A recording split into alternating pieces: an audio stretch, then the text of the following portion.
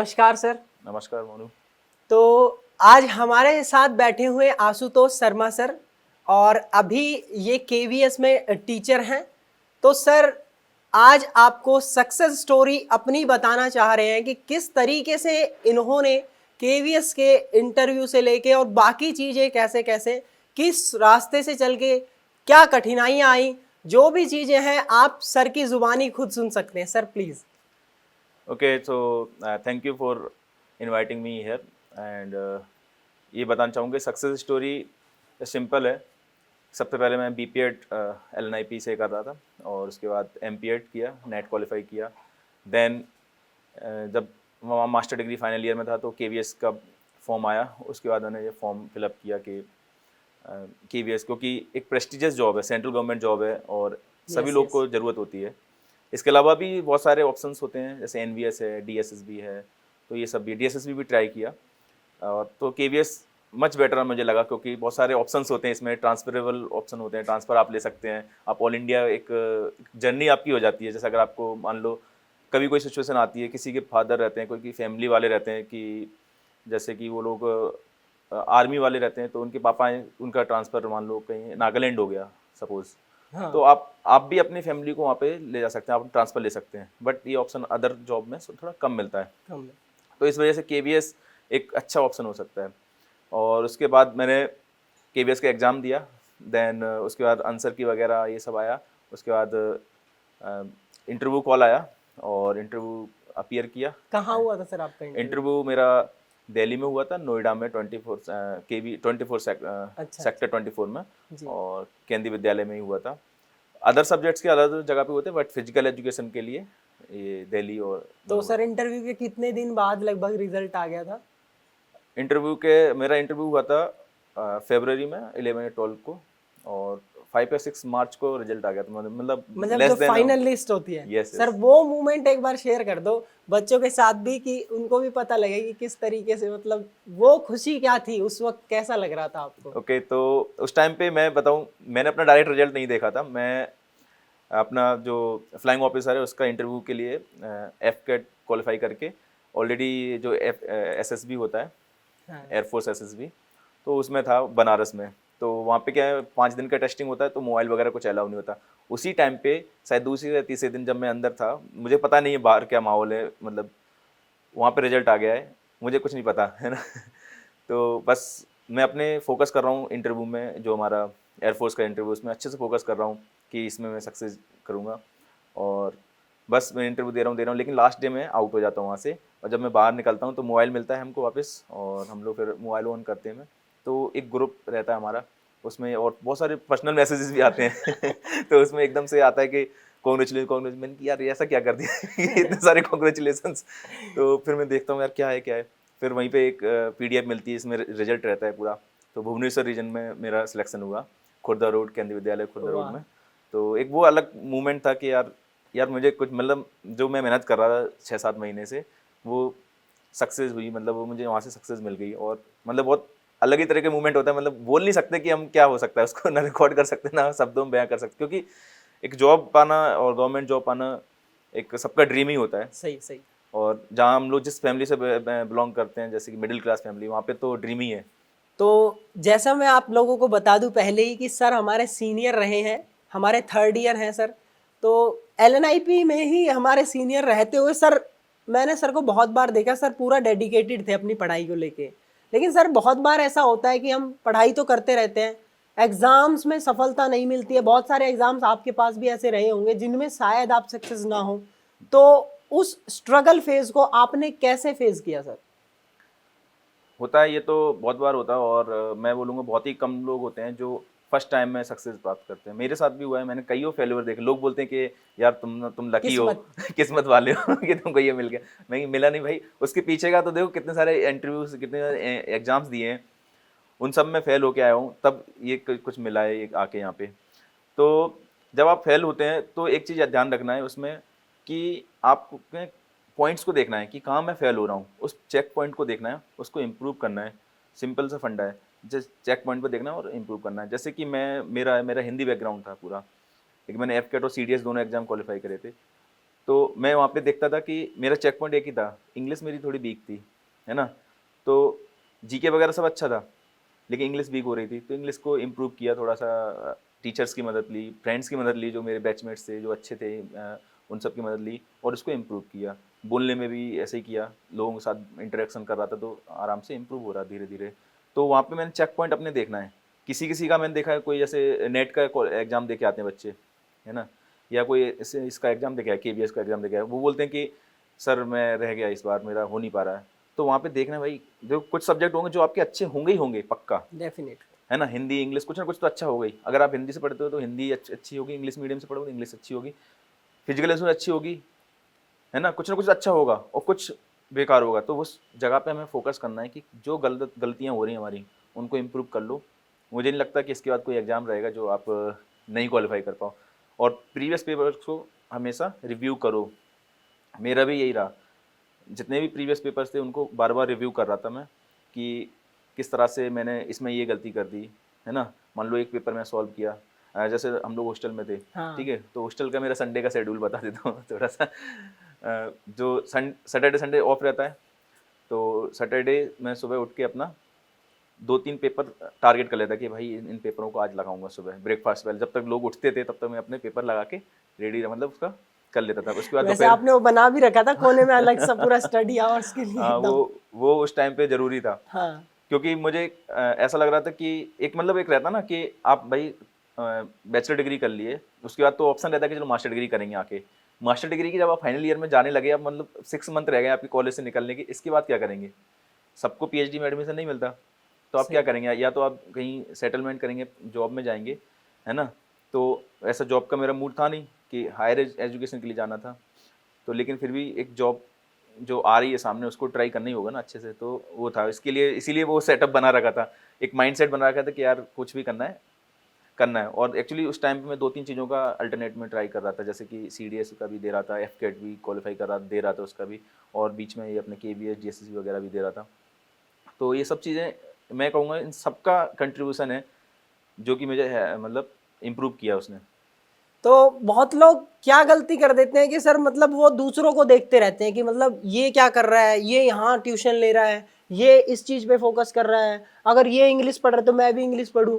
उसको इस चीज को छोड़ के, जैसे आपने बात बताई कि अपने ही रिव्यू करने चाहिए पेपर। उसने जो पेपर प्रीवियस अगर दिए हैं जो पहले के, आपके टाइम का तो सर वो पूरा हाँ, आता मिलता था था। सीधा, CBT नहीं हुआ था उस टाइम पे। हाँ, तो CBT नहीं तो था। वो पूरा एक बार मैंने भी देखा था उस टाइम पे, मुझे आता जाता भी नहीं था उस वक्त तो कुछ भी, क्योंकि हम कितने ही मेरे आप लोग हिसाब से, स्टार्टिंग किए थे हाँ, फर्स्ट ईयर ऑलमोस्ट सेकंड में। फर्स्ट ईयर सेकेंड ईयर में भी थे, तो हमें तो नहीं पता था ये सारी चीजें। उसके बाद में जब मैंने वो देखा पूरा, उसके साथ साथ में वहां पे आप जब देके आ गए उसको, तो आंसर की से खुद के ही मैच करने चाहिए कि मेरे गेम्स एंड स्पोर्ट्स में कितने गलत हुए, हाँ, करेक्ट करेक्ट किन्सियोलॉजी में बायोमैकेनिक्स में कितने गलत हुए, क्या मेरा पोर्शन अच्छा है उस पर थोड़ा कम मेहनत करके, कि कौन सा पोर्शन अच्छा नहीं उस पर ज्यादा मेहनत करेक्ट करके। करेक्ट। यही कहना चाह रहे हैं सर आप। ये हाँ, हर पोर्शन पे देखो, जैसे हमारे फिजिकल एजुकेशन भी अंदर से अगर देखा, एक वैसे तो बोलते हैं फिजिकल एजुकेशन, लेकिन अंदर भी जाके 10 सब्जेक्ट हैं उसके, बिल्कुल। है ना। तो 10 सब्जेक्ट के अलग अलग पोर्शन होते हैं। तो किसी का फिजियोलॉजी अच्छा होगा तो बायोमैकेनिक्स अच्छा नहीं हो सकता है, दोनों अच्छे हों, लेकिन नहीं भी होता है किसी किसी का साइकोलॉजी समझ भी नहीं आता। तो हमें देखना है यार कौन सा पोर्शन है जो हमें समझ में नहीं आ रहा। स्टैटिक्स का हो जाता है, रिसर्च का हो जाता है, सबसे बड़ा प्रॉब्लम जो नेट के लिए तैयारी करते हैं सही बात। उनके साथ क्या हो जाता है कि स्टैटिक्स और रिसर्च आती नहीं है। तो अगर आप देखेंगे तो 20-30 नंबर का करीब करीब दोनों पेपर मिला के स्टैटिक रिसर्च अपना डेफिनेटली। कंट्रीब्यूशन देता है। तो अगर हमें स्टैटिक रिसर्च नहीं आया तो हम 20 नंबर वैसे लूज करें, तो नहीं आती तो उसको इम्प्रूव करना ही पड़ेगा, कुछ ऑप्शन नहीं है। एक और बात मैं पूछना चाहूँगा सर, ऐसा कभी कभार हमारे साथ होता है लाइफ में, जब हम स्ट्रगल फेज में होते हैं या फिर पढ़ रहे होते हैं, हमें कुछ अचीव करना होता है या अपनी मेहनत भी कर रहे होते हैं, और उसके बाद में कहीं से कोई इस तरीके से भी हमें चुभन वाले वर्ड, या यूं कह लीजिए कि डिमोटिवेट करने वाले वर्ड, या ऐसी बात जो दिल पे लग जाती है कि साला अब तो करके दिखाना है कुछ भी हो जाए। तो सर ऐसी कोई सिचुएशन थी लाइफ में कभी?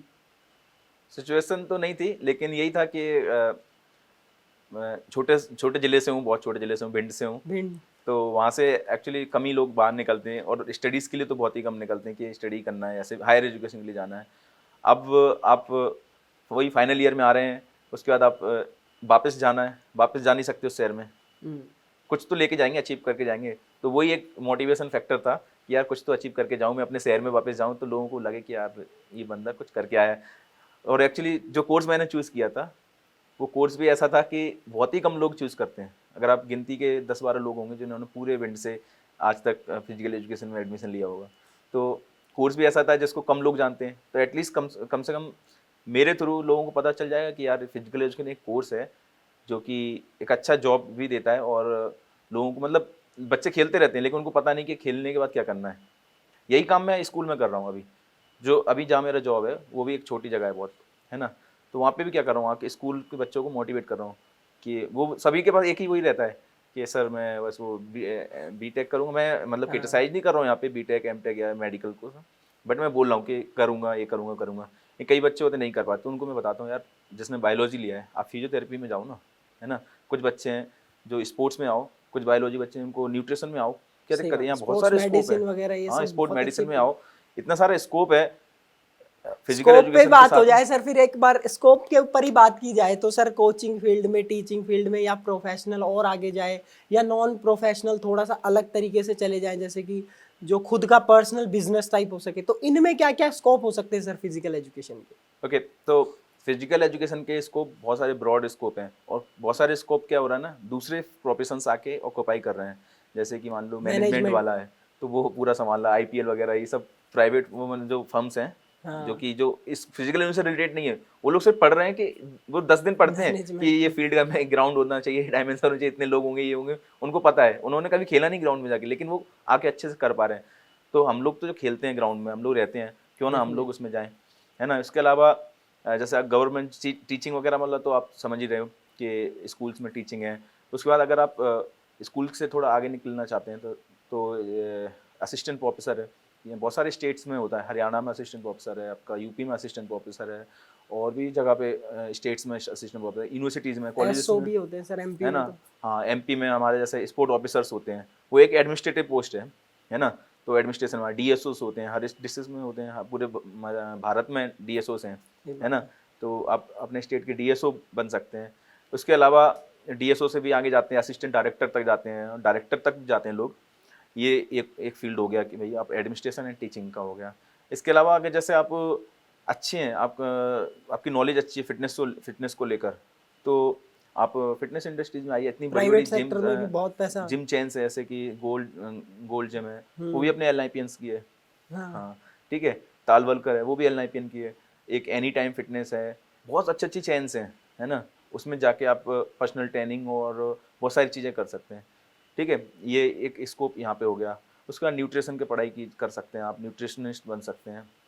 उसके बाद एक सबसे इम्पोर्टेंट जो पार्ट है कोचिंग, कोचिंग। है ना। आप एनआईएस जो है, एनएसएनआईएस, वहाँ से डिप्लोमा कर सकते हैं। तो एज ए कोच आप कहीं पे भी वर्क कर सकते हैं अगर आपका डेडिकेशन है कोचिंग के लिए।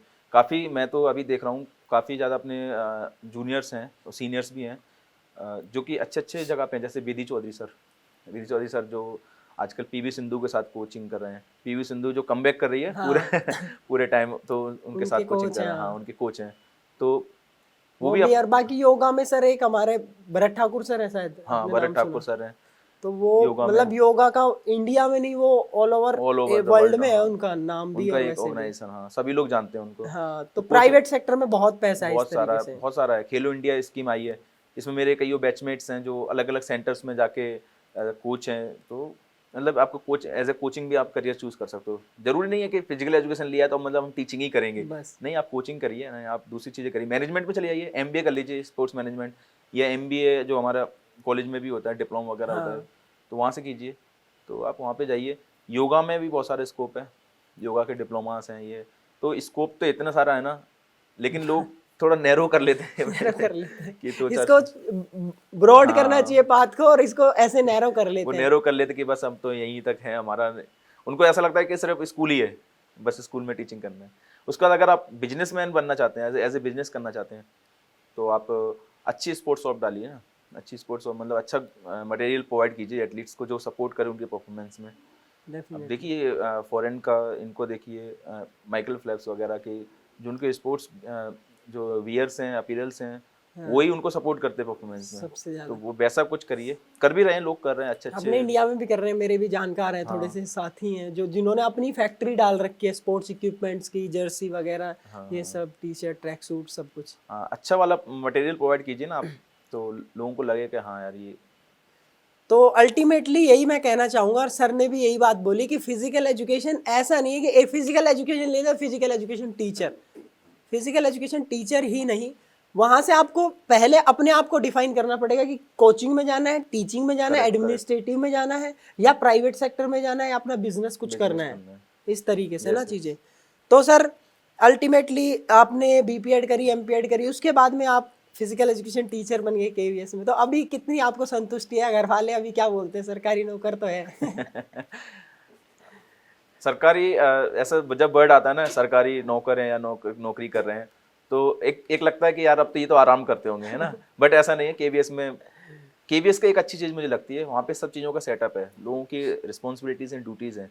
जैसे आप एज ए फिजिकल टीचर आए हैं तो आपकी बहुत सारी ड्यूटीज़ हैं, है ना। मतलब स्कूल की जो ड्यूटीज़ हैं उसके अलावा भी आपके पास बहुत सारी ड्यूटीज़ हो जाती हैं। सबसे अच्छी चीज़ है वहाँ पे अपॉर्चुनिटीज़ मिलती है। आप कोई भी केवी स्कूल को देखेंगे, उनका इंफ्रास्ट्रक्चर देखेंगे, तो मतलब जो एक उनका एक सेटअप है कि भाई इतना तो चाहिए चाहिए, एक ग्राउंड होने चाहिए बच्चों के लिए, ड्रिंकिंग वाटर होना चाहिए, ये होना चाहिए, होना चाहिए, सब कुछ है। तो ग्राउंड हमें जब मिल जाता है तो हमारा काम वहीं पे स्टार्ट हो जाता है। तो सेटिस्फेक्शन तो 100% है कि हाँ मैं काम कर रहा हूँ, और बच्चे भी अच्छे रहते हैं वहाँ पे।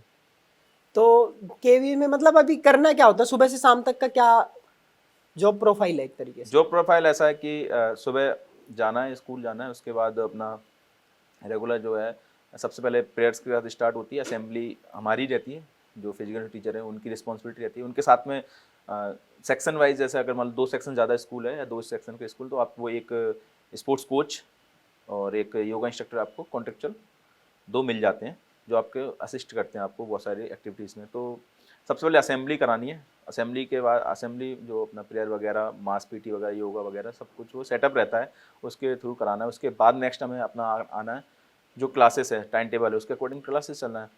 बच्चे जब भी उसका क्लास होगा, वो क्लास ग्राउंड पे जाएंगे बच्चे, फिर उनको क्लासीफाई कर दो भाई। जैसे कि कुछ बच्चे हैं जो इंटरेस्टेड है वॉलीबॉल में, तो उनको वॉलीबॉल, बस आपको वहाँ पे सुपरविजन करना है और देखते रहना है कि जो बच्चा है, जैसे ये वॉलीबॉल खेल रहे हैं, तो उसमें कौन बच्चा अच्छा है, किसका स्किल इम्प्रूव करना है।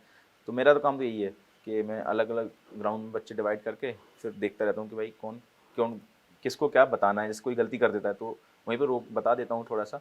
और थोड़ा पर्सनलाइज कोचिंग नहीं हो पाती वहाँ पे, हाँ। क्योंकि इतना टाइम नहीं होता। 40 मिनट का पीरियड होता है, 10 मिनट आने जाने का, मान लो 30 मिनट आपका। कितने मतलब बच्चे होते हैं एक सेक्शन में? 40 से 45 बच्चे होते हैं। तो तो इतना को तो पर्सनल कैसे हाँ सिखा पाओगे सर? तो इसीलिए उनको ग्रुप्स में डिवाइड कर दो। कोशिश करो कि मैक्सिमम 3 ग्रुप रखो, ज़्यादा नहीं। ज़्यादा ग्रुप रखने से क्या होता है ना कि आप उतना नज़र नहीं रख पाएंगे। 3 ग्रुप पे आप आराम से नज़र रख सकते हैं, तो अपने बच्चे प्रैक्टिस करते हैं। उसके बाद इवनिंग स्कूल आवर्स जो पूरा चलता है, उसके बाद छुट्टी वगैरह हुई, उसके बाद बच्चे गए। इवनिंग टाइम में आप 1 घंटा 2 घंटा निकाल सकते हैं। जैसे मेरा है, मैंने शेड्यूल बना रखा है कि जैसे बच्चे अलग अलग जगह जाते हैं। जैसे फुटबॉल, कुछ बच्चे फुटबॉल खेलने जाते हैं तो बाहर ग्राउंड है स्कूल के बाहर, तो उसमें प्रैक्टिस करने जाते हैं स्टेडियम में। कुछ बच्चे ताइक्वांडो जाते हैं और कुछ बच्चे बैडमिंटन जाते हैं। तो मैंने शेड्यूल बना रखा है कि वीक में 1 दिन 2 दिन, 1 दिन यहाँ जाऊँगा, 1 दिन यहाँ जाऊँगा, 1 दिन। उससे क्या रहता है कि बच्चों के साथ टच रहता है ना। अब सब चीज़ का हम नहीं सिखा सकते। सब क्या सोचते हैं कि मतलब एक एक्सपेक्टेशंस रहती है स्कूल एडमिनिस्ट्रेशन की कि सब चीज़ हमें ही सिखाएं।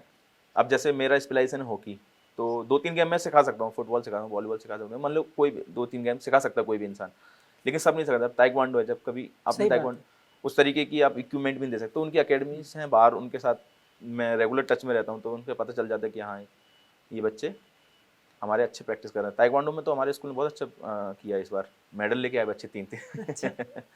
तो जब मेडल वेडल लेके आते हैं तो सर आपको भी पूरा पूरा प्रेफरेंस और पूरा मतलब देते बिल्कुल होंगे कि हाँ भाई? बिल्कुल बिल्कुल बिल्कुल। और जो लास्ट मेरा स्कूल था, ट्रांसफ़र हुआ उससे पहले, भुवनेश्वर में जो स्कूल था, उसका एक बच्चा रेयान बासा, वो तो अभी कल ही मुझे न्यूज़ आई है, अंडर 18 एशियन एथलेटिक्स चैंपियनशिप के लिए सिलेक्ट हुआ है। वाह। उसने अभी खेलो इंडिया में ही मेडल था उसका।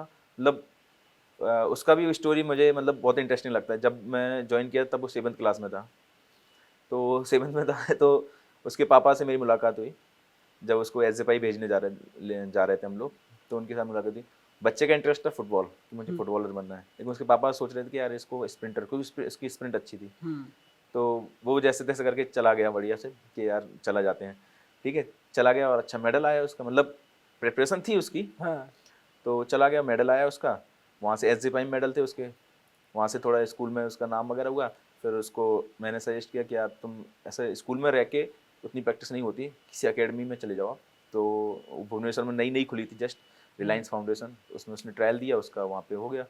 तो तब से वो फिर रिलायंस फाउंडेशन में ही है और वहीं से सब कुछ तैयारी कर रहा है। अभी कल ही उसको कॉल आया ये अच्छी चीज़ है। तो अब सर एक दो चीज और मैं पूछना चाहूंगा कि मतलब आप तो पहुंच गए लेकिन अब आपको जो देख रहे हैं बच्चे, वो किन किन 4-5 बातों का ध्यान रखें कि जो लोग बीपीएड में है, एमपीएड में है, या मान लो उन्होंने दोनों चीज पास कर रही, केवीएस की प्रिपरेशन कर रहे हैं या एनवीएस की कर रहे हैं या किसी भी गवर्नमेंट एग्जाम की, वो किन बातों का ध्यान रखें कि वो अपने पाथ पे ही चलते रहें और जल्दी से जल्दी एग्जाम क्लियर कर ले और मतलब फेल ना हो बस एग्जाम में किसी भी तरीके से, ऐसी चीज कुछ बता दीजिए। ओके, तो सबसे सिंपल है, किसी भी एग्जाम को हम जब देते हैं तो उसमें दो दो एग्जाम होते हैं, पेपर 1 पेपर 2। पेपर 1 की तैयारी थोड़ी सी हम लोग कम करते हैं, जनरल पेपर। जनरल।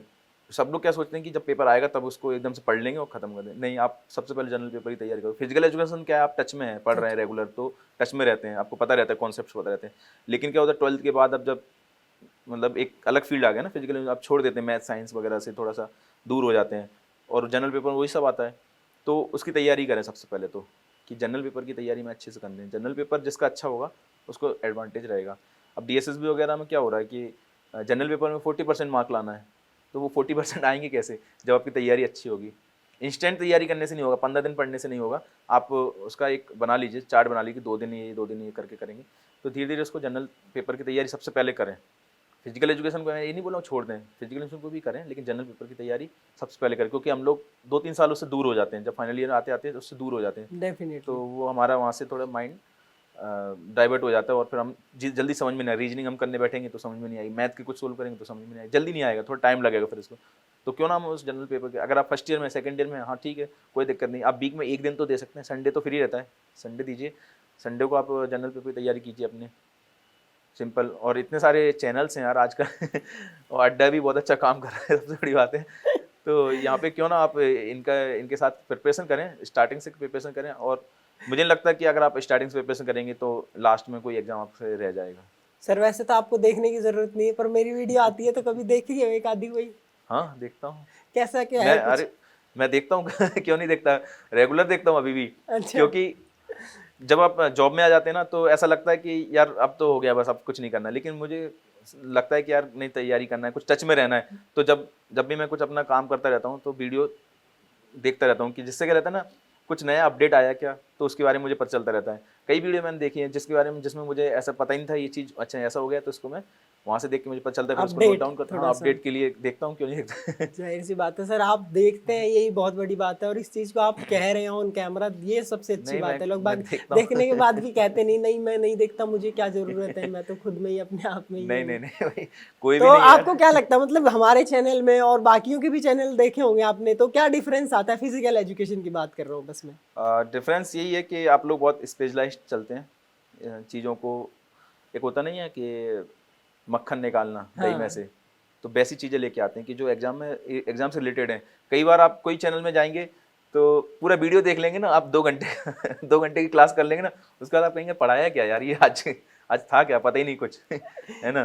तो वो चीज़ हमें ज़रूरी है। और स्टूडेंट्स की जो, जैसे कई बार लाइव क्लासेस वगैरह भी मैं देखा हूँ आपकी, तो उसमें क्या रहता है कि किसी ने कुछ क्वेरी पूछा कि ऐसा ऐसा, तो आप उसको सॉल्व कर रहे हैं कि हाँ ये है, उसका पूरा डिटेल दे रहे हैं कि हाँ ये है भाई, पूरा फ्लो दे रहे हैं। ऐसा नहीं कि हाँ ये आंसर ठीक है, ये 30 इसका चौथा दे दिया, हाँ हो गया। हाँ। तो इसलिए मैं ज़रूर देखता हूँ आपकी वीडियो, कि जैसे आंसर दिया उसके बाद हाँ। उसका पूरा एक्सप्लेनेशन अच्छे से, मजा मतलब उसको सुनने में मजा आता है एक। तभी सब चीजें थोड़ा हाँ, रिलेट करके इसको रिलेट इस करके तरीके कि से, हाँ, क्योंकि क्वेश्चन सर रिलेट करके रिलेट पूछने करके आज के आता है टाइम में घुमा के पूछ देते हैं पूरा क्वेश्चन। पैटर्न। पहले अब वो पैटर्न नहीं रहा कि वॉलीबॉल ग्राउंड कितना 18/9, हाँ। अब वो नहीं रहा। हार्ट के कितने चैम्बर हैं? चैम्बर अब नहीं पूछता, अब आज के चैम्बर के टाइम में अंदर तो भी पूरा पूछते पूछ हैं। लिया था, चैम्बर से भी और अंदर डीप। केबीएस में देखा ही था, खतरनाक आ गया था। केबीएस में अच्छा पेपर बनाया था इस बार। तो ये आपने बता दी बच्चों के लिए। अब मैं एक चीज और थोड़ी सी पूछना चाहूंगा, जैसे कि अभी भी बहुत बच्चों के पास में एग्जाम है, ऑलमोस्ट आपके 5 एग्जाम सर पे ही है, जैसे कि आपका HSSC हो गया, यूपी TGT हो गया, राजस्थान PTI सेकंड ग्रेड हो गया, MP टेट हो गया, MP टेट है, हाँ। और आपका एक और कौन सा एग्जाम है शायद D++ भी, हाँ। तो ये अभी सर पे ही है ऑलमोस्ट। तो 5 के 5 एग्जाम सर पे हैं। अब ऑलमोस्ट एक महीना भी नहीं है, किसी में तो 20 ही दिन 20 बच रहे दिन बचे हैं। हैं। तो सर अब इस समय पे क्या किया जाए, लास्ट के 20 दिन में या लास्ट के एक महीने में क्या तैयारी की जाए जिससे कि सबसे ज्यादा क्रीम जो आपने कहा कि वो निकल के आए सर? लास्ट एक महीना बचा है तो मैं तो यही बोलूँगा कि थोड़ा प्रीवियस पेपर्स के ऊपर देखें ज़्यादा, और आप सॉल्व करो, उसके बाद देखें कि जो गलत हुआ है उसमें क्या गलत हुआ है मेरा। मतलब जैसे कि मान लो कोई एक फ्लेक्शन के बारे में पूछे, तो भाई आपको फ्लेक्शन के बारे में बिल्कुल भी नहीं पता, तो आप कैसे आंसर दे पाएंगे, है ना। तो उस फ्लेक्शन को जाके देखें एक बार। इससे बढ़िया तैयारी अभी लास्ट मोमेंट में तो और कुछ नहीं हो सकता। आप पुराने पेपर्स को सॉल्व करें ज़्यादा ज्यादा से ज्यादा हाँ, पुराने पेपर्स लगाए कम से जाए। कम जो गलतियां हैं उनको इम्प्रूव करने की ट्राई करें। बस इतना ही हो सकता है, अभी तो लास्ट मोमेंट है पूरा। MCQs लगाए सर। आप अपने टाइम पे कितने MCQs एक दिन के लगाते थे? जब मान लो कि 10 दिन रह गए पेपर के, तो एक दिन में कितने मैक्सिमम MCQs लगाए हैं आपने? मेरा ऐसा रहता था, मैं मतलब टारगेट था कि एक जब 100 MCQs तो सॉल्व करके सोना ही है चाहे वो फिर कैसे भी हो। इंटरनेट पे खोला, MCQs आ गए, लगा रहे उसके आंसर्स लिख रहे हैं रजिस्टर में, मतलब ABCD करके, और उसके बाद उसको चेक किया, उसके बाद करना है। मतलब 100 MCQs का टारगेट रहता था कि यार 100 MCQs करके जाऊंगा आज पूरे दिन में। वही एक तैयारी है। वहाँ से पता चल जाता है यार कि जब आप जितने ज़्यादा MCQs सॉल्व कर रहे हैं, उससे आपको पता चला यार ये सेक्शन तो मेरा वीक हो गया है, मतलब यार मुझे पता ही नहीं इसके बारे में, तो कुछ नया क्वेश्चन आया तो पता चला ये पता ही नहीं। हमारे टाइम पे एक अच्छी चीज़ थी कि प्रीवियस पेपर्स वगैरह जो रहते थे वो इजीली अवेलेबल होते थे। अभी CBT में थोड़ा सा प्रॉब्लम ये है कि जिसने एग्जाम दिया उसी को अवेलेबल होता है। अब आप ढूंढ रहे हैं कि यार किसने एग्जाम दिया है, कई बार लोग देना नहीं चाहते क्योंकि उनके आंसर्स पता चल जाते दूसरों को। सही। तो थोड़ा सा ये हुआ है। अगर कुछ ऐसा हो सके कि उनके पेपर्स वगैरह आपको मिल सकें और आप अगर दे सकें तो। नहीं सर, अड्डा की ऐप पे मॉक टेस्ट भी अवेलेबल है प्रीवियस ईयर क्वेश्चंस के, और बाकी प्रीवियस ईयर क्वेश्चन सारे अवेलेबल हैं। तो ये सुविधा हमने कोशिश करी है। अभी मैंने खुद ने ही बनवाए हैं सर, आप सोच के देखो, मैंने बनवाए हैं। तो मतलब कैसे होंगे, एक भी क्वेश्चन में एरर नहीं होना चाहिए, क्योंकि एरर बहुत ज्यादा होते हैं सर। मोस्टली एरर तो के मॉक लगाओ और उसमें एरर मिले तो सर कॉन्फिडेंस डाउन हो जाता है। तो ऐसे मतलब मॉक बनवाए हैं जिसमें एरर बहुत ज्यादा कम है और स्टैंडर्ड वाले क्वेश्चंस हैं, तो वो अड्डा की ऐप पे अभी अवेलेबल हो जाएंगे। नहीं, बिल्कुल ये बहुत अच्छा काम किया है, और इससे अब फिजिकल एजुकेशन में सर और स्टैंडर्ड धीरे धीरे बढ़ता ही जाएगा सर, अब कम नहीं होने वाला है बस। हाँ, लोग जब मुझे बोलते हैं कि यार आप मोनू को जानते हो, मैंने कि हाँ जानता हूँ। तो बोलते कैसे जानते, मैंने कि मेरे साथ कॉलेज में जूनियर है बोलते जूनियर कॉलेज में बोलो मैं क्लास ले लूँ, मैंने कहा यार ले ना क्लास, क्यों नहीं ले रहे हो। डेफिनेटली सर, बहुत बच्चे क्लास लेते हैं। और मतलब अभी मैं जो चल रहा है मेरा, तो हमारा क्या रहता है सर, थ्योरी हम कैसे पढ़ाते हैं, थ्योरी पूरा रहेगा। जैसे कि एक महीना पूरा थ्योरी पढ़ा दिया, पूरा डीप थ्योरी, जिसमें ऐसा नहीं कि मतलब खाली सर्कुलेटरी सिस्टम में 8, सर्कुलेटरी सिस्टम ही 2 दिन चलेगा, ऐसे चलता है। और वो 2 घंटे की क्लास ऐसी, मतलब एक पैरेलल यूनिवर्सिटी चला रहे हो आप भी साथ साथ में। मतलब ये लगा लो खतरनाक तरीके से। और अब जब अभी मैंने कल MCQ कराए, 100 MCQ कराए, 2 घंटे लगे। 100 MCQ में यूं लगा लो कम से कम 500 MCQ होंगे, क्योंकि एक एक का एक्सप्लेनेशन, एक एक की चीजें। ये तो चीज वो मुझे जो नहीं मिली पहले। मैं बोल रहा हूँ मुझे ये सर चीज हमें ऐसे भी नहीं ऐसे मिली ये चीज, ये चीज हम ही देखते थे, इसीलिए हम ऐसे ही पढ़ाते हैं कि मतलब जो हम ढूंढते थे वही मिल जाए बच्चों को, तो वही सबसे बड़ी बात है। मतलब ऐसा होता था ना कि जैसे मान लो मैंने पेपर सॉल्व भी कर लिया, सब कुछ कर लिया, अब उसका एक्सप्लेनेशन करने के लिए या तो सीनियर के पास जाओ या टीचर के पास जाओ। टीचर के पास यूजुअली हम लोग डरते हैं तो थोड़ा कम ही जाते हैं, लेकिन सीनियर के पास जाते हैं तो सीनियर हेल्प भी करते हैं, कई बार उनके पास भी आंसर नहीं होता, फिर बुक में ढूंढो, उसको समझो, तो थोड़ा एक लंबा प्रोसेस होता था। अभी थोड़ा सा ईजी है, जैसे जो क्वेश्चन नहीं आया उसको लिख के रखा है हमने, कभी लाइव क्लास हो रही है कुछ हो रहा है तो उसमें पूछ लिया, तो एक एक्सप्लेनेशन मिल जाता है कि हाँ ये है इसका आंसर, तो वो चीज़। तो यही है सर, आपने बहुत अच्छा मतलब बातें बताई। और अगर कुछ कहना चाहेंगे हमारे स्टूडेंट्स को तो आप कह सकते हैं कि मतलब कि और किस तरीके से चीज़ों पे और ज़्यादा रिफाइनमेंट कैसे लाया जाए, किस तरीके से और ज़्यादा अपनी नॉलेज को इन्हांस किया जाए। तो इन चीज़ों के बारे में अगर 2 शब्द आप कहेंगे तो अच्छा रहेगा बहुत। ओके, तो मैं बस यही बोलूँगा कि जब हम एडमिशन लेते हैं फिजिकल एजुकेशन में तो हम बस सोचते हैं कि अब तो एडमिशन मिल गया। मैं ये नहीं बोल रहा हूँ कि LNIP में ही, बाकी किसी भी यूनिवर्सिटी में आप जाएंगे तो ऐसा लगेगा कि आप ओके हमें एडमिशन मिल गया, अब तो रिलैक्स करना है। रिलैक्स नहीं करना, आप वहीं से लग जाइए, तैयारी में लग जाइए, चीज़ों को समझिए, कॉन्सेप्ट्स को समझिए। अगर आप धीरे धीरे समझते रहेंगे तो लास्ट में मूवमेंट में आपको बर्डन नहीं रहेगा। और लोग क्या करते हैं कि लास्ट मोमेंट का वेट करते हैं, यार जब अभी तो 4th ईयर है, नौकरी आएगी तब देखेंगे। तो क्यों नौकरी का वेट कर रहे हैं? और लास्ट कौन सी होती है, लास्ट नाइट फुल फाइट वाला जो हाँ, रहता है वो कॉन्सेप्ट थोड़ा सा कम करेंगे ना तो एक प्रिपरेशन भी हो जाएगी। एंजॉय तो आप कर ही रहे हैं, कॉलेज में इतनी एक्टिविटीज़ इतनी सारी हैं कि आप एंजॉय करेंगे, और उसके बाद प्रिपरेशन भी हो जाएगी, तो आपको लास्ट मोमेंट में एकदम से हड़बड़ नहीं होगी। उस चीज़ को ध्यान में हमेशा रखना है और कॉन्फिडेंस रहें। फेलुअर्स तो सबके साथ आते हैं, मेरे साथ भी आते हैं, सबके साथ आता है, आपके साथ भी सबके है। साथ आते हैं सर। दुनिया में कोई ऐसा नहीं है कि जिसके पास फेलुअर नहीं है, सभी के साथ फेलुअर्स हैं। तो कॉन्फिडेंट रहें, अपने फेलुअर्स को चेक करते हैं लगातार और उनको इम्प्रूव करें, बस इतना ही है। चलो सर, बहुत बहुत धन्यवाद सर अड्डा के साथ जुड़ने के लिए और अपना इतना कीमती वक्त देने के लिए। सर अब आपका और आगे क्या सपना है, किस तरीके से मतलब क्या करना चाहते हैं और आगे? सपना कुछ नहीं, ज़्यादा से ज़्यादा लोगों को एजुकेट करना है फिजिकल एजुकेशन के लिए, उनको ज़्यादा मोटिवेट करना है कि वो आए फिजिकल में ज्वाइन करें।